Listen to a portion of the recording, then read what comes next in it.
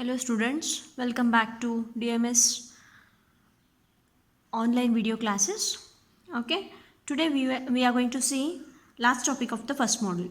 Okay, so what we will be having, we will be given a theorems. Okay, theorems means there are some facts or some truth which are represented in terms of sentences. Okay, so that has been given. Now we have to prove that one in your school days or in your PUC. You might be having so many theorems and you were simplified those things and you have proved them, right?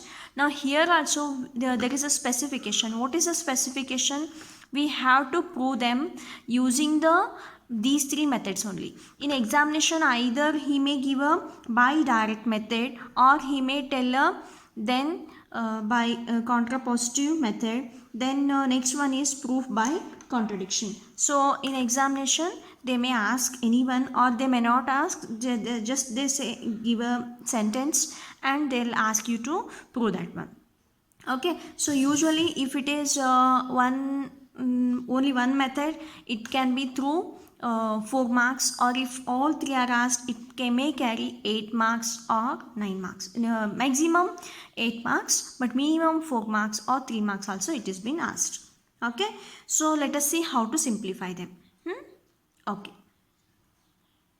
we also learnt what we have learnt, that is a statement. What is a statement? P implies Q.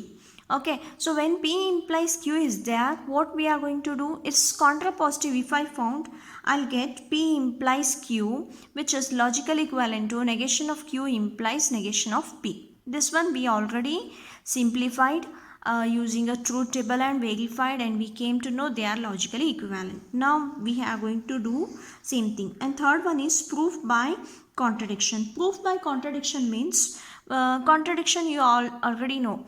We have while writing a truth table we learned one is tautology, another one is contradiction. So tautology means truth value of all the if any one statement is there, and final truth value of all those column, all those respective row combinations, then is 1, then I call that one as a tautology. If it is 1 then 0, then I'll call that one as a contradiction. Okay, so using these things we have to simplify. Okay, so first this in this particular theorem I am going to simplify using all the methods. Okay, let us see step by step. Okay, so given definition is if m is an even integer, then m plus 7 is odd.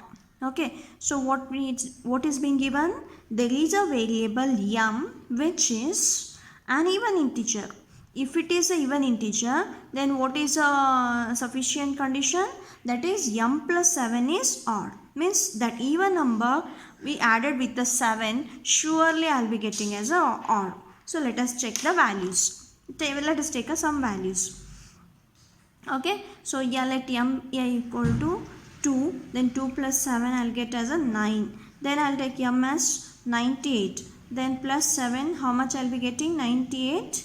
Then it will be 105.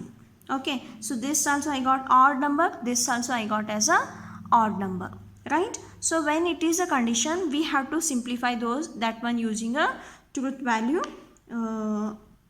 Truth value, first one is by direct method, then second one is proof by contradiction, and third one by proof by contrapositive. Okay, so let us go with the first one. So what I'll do, before writing all these things we have to write some prerequisites. So what it is? P of m. Okay, right, because I don't know this sentence is open statement is represented by which particular statement. So first what I'll do, I'll be taking P of m is an even integer. This first part I'll be writing over here. Then next one is I'll take a Q of m, that is m plus 7 is odd. Look at here, we have taken a m, P of m and Q of m. Why we have taken m? Because in this particular given sentence, the variable name they have mentioned is m.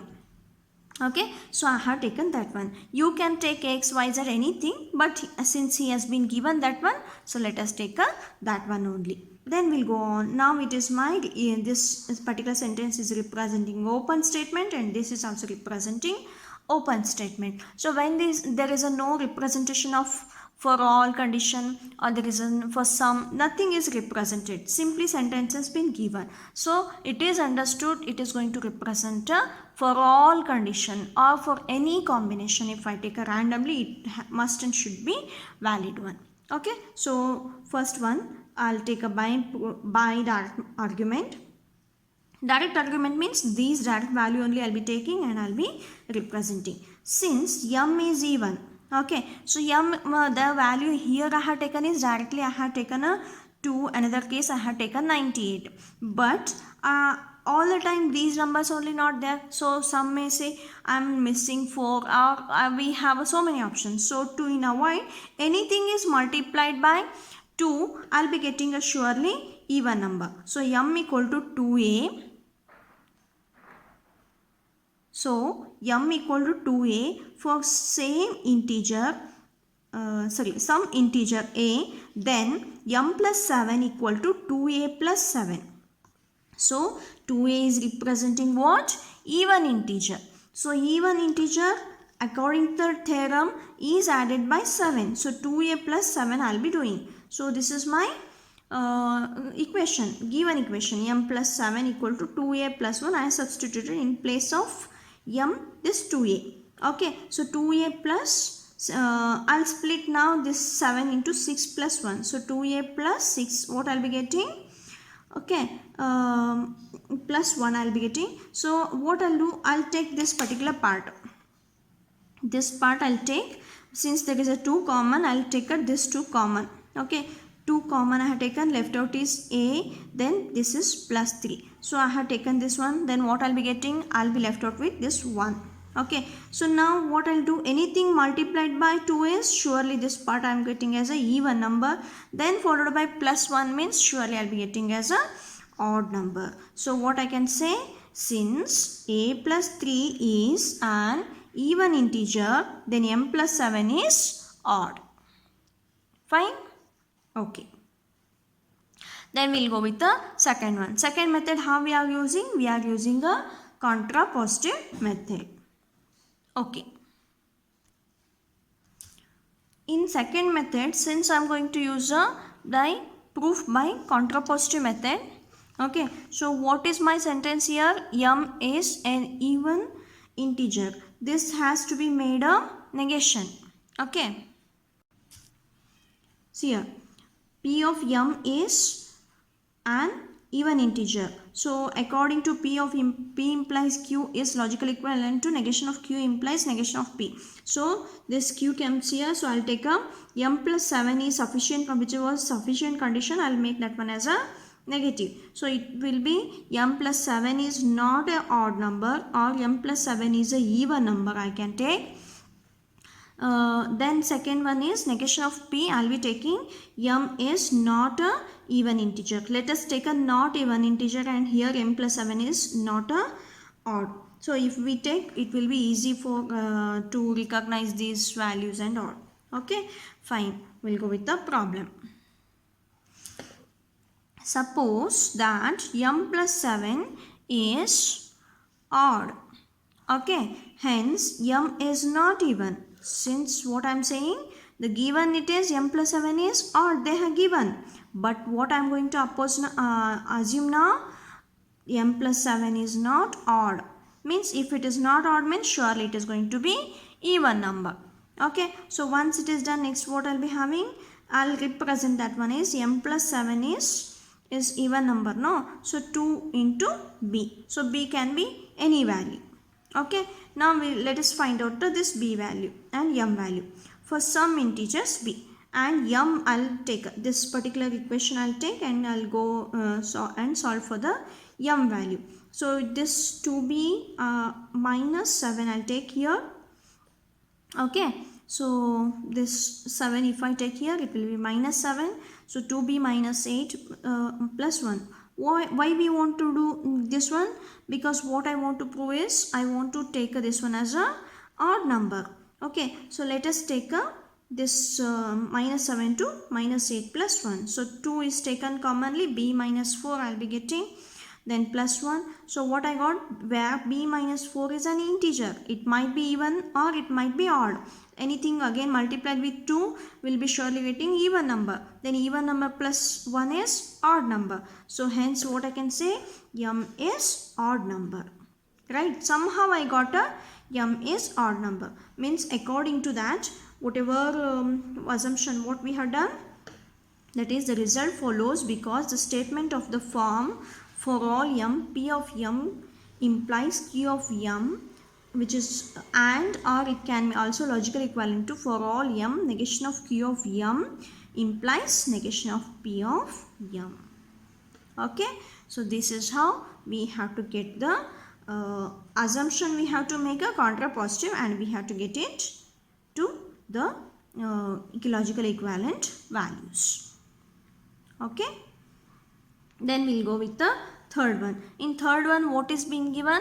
It has to be done with a proof by contradiction. Okay, so we'll go here. Contradiction means we have to assume that one wrongly. Okay, so we'll go to here. Okay, so assume that m is even. Okay, and m plus 7 is also even. So given is what?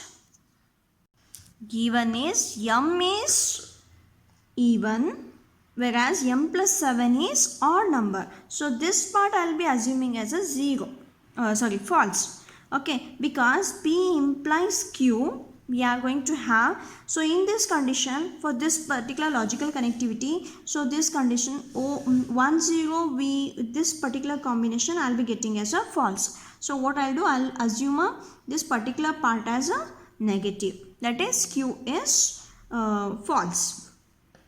Okay, so false means instead m plus 7 is odd, he has been given, I'll assume that one as a m plus 7 is also even. This assumption is a negation of what we want to prove. Okay, then m plus 7 is even implies that m plus 7 equal to 2c. I'll take a one more variable or one more integer c. Okay, then after this, if it is a condition, what I'll be getting here? Okay, so I'll take a yes m equal to, if m plus 7 is 2c, then I'll be writing that one as m plus 7 equal to 2c. Okay, here it is being written directly, or else I am simplifying here.